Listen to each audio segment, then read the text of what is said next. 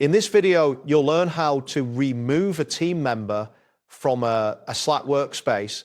This process involves several steps within the Slack interface, ensuring that you can effectively manage your team members. Begin by navigating to your Slack workspace, open the Slack application, or go to the Slack website and log in with your credentials. Once you are logged in, locate the workspace from which you want to remove a member.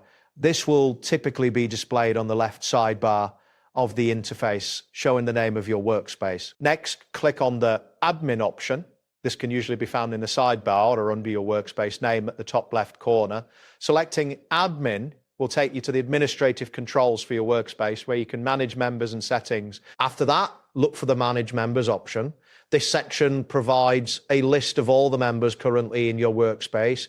You will be able to see their names and roles. It is essential to verify that you are in the correct workspace to avoid any unintended removals. Now, click on the three dots next to the member's name that you wish to remove.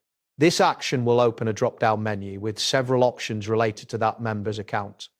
It is important to ensure you have selected the correct member before proceeding. From the drop-down menu, select Revoke Invitation if the member has not yet accepted their invitation.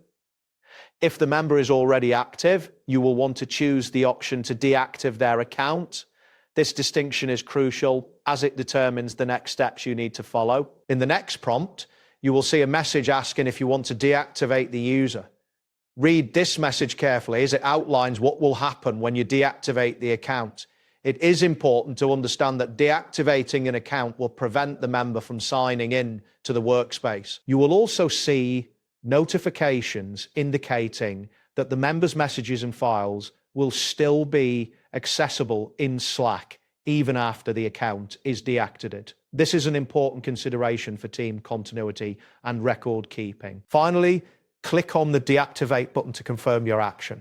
You may see a brief loading indicator as the system processes your request. Once the deactivation is complete, you should receive a confirmation message indicating that the member has been successfully removed from the workspace. That wraps up today's guide. Thanks for watching, and catch you in the next tutorial.